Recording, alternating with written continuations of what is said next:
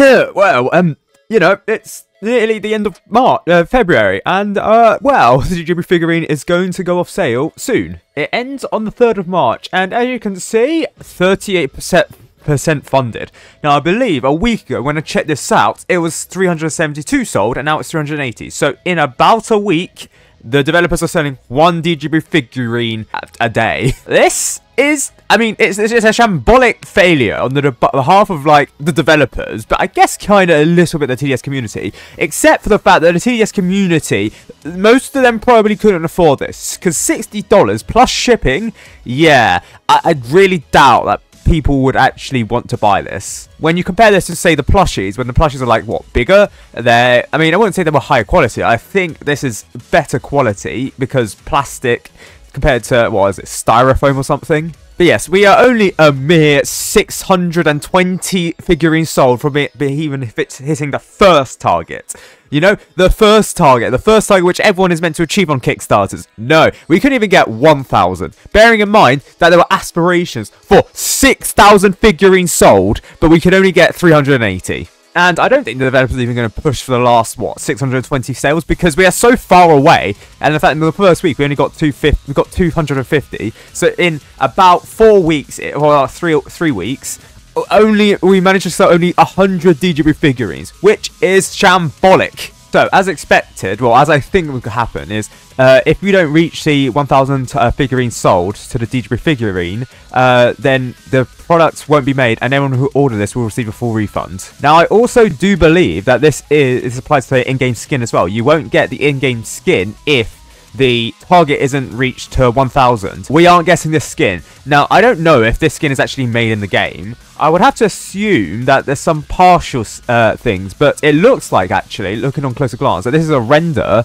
rather than an actual skin in the game. So it looks like the skin hasn't actually even been made. So I don't think, even if you did buy this, that people would actually get the skin. Neither is the name tag. I mean, the name tag's pretty much easy to make, so I don't know why that if you funded this, even for like Kickstarter, oh, here's a free tag just because.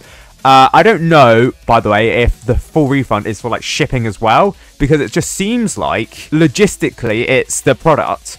But I guess if to, you know, encourage more Kickstarters in the future, they might say refund shipping as well. Otherwise, it'll be a catastrophe if they do another one, knowing that people will get scammed. Well, not scammed, but they wouldn't get refunded the shipping costs because the item was never made. Now, I wonder if they'll send us an email through, like, what was it? However we purchased it, saying, yes, unfortunately, because a lot of people didn't buy the figurine, we're going to have to refund everyone. Sorry, you don't get your in-game skin. Sorry, you don't get your figurine. What happens to this prototype that they made? I don't know. But the absolute gall for the developers to think that even 3,000 figurines can be sold for the second target or 6,000 for the third target is absolutely insane. Now, I actually have heard that people have said, oh, if we get 6,000 people to buy this, then we also get the free ultimate in-game skin. No, it's not for you. It's not a skin that everyone gets, nor is it like something that appears in crates. No, the free, quote, free in-game skin is for the figurine if we're purchase of the figurine. Much like how there's a free skin when it comes to the cowboy plushies and the other plushies in the store. The reason why it's called free in-game skin is because you're not buying the product for the skin.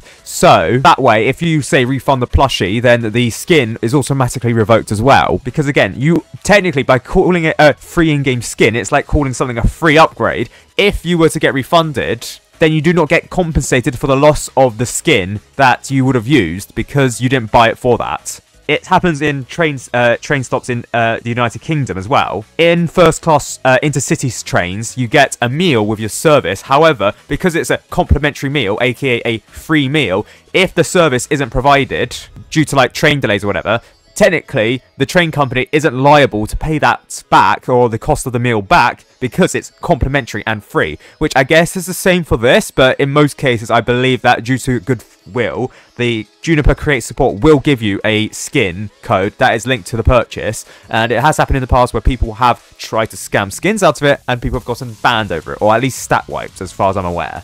Maybe that's what the scamming reason was for. Like, if you scam the developers out of a free skin that comes with a plushie purchase, then you'll get banned in Tower Defense Simulator. Perhaps that's what that scamming ban reason is for. Now, obviously, the failure to reach even 1,000 is likely due to the fact that the product is just too expensive for the average consumer. Now, I understand that it can be a premium product, as much as, like, Apple sells premium iPhones, but this is being targeted towards kids who may not have the spare pocket change. Now, I do suggest that kids can, for like plushies, that they can just like work. Obviously, it's very difficult for them to work, but you can work for like pocket change or like volunteer to get some reimbursements. And overall, it's a good experience to volunteer and get like meaningful work done for like little changes. But $60 when kids are probably going to buy sweets or some other stuff. Like, you can buy a year's worth of YouTube Premium for that. Why would people want to buy a DJ figurine? Apart from if your name is WIKI Colors trying to document this stuff. It's very easy to see why this never actually came to fruition.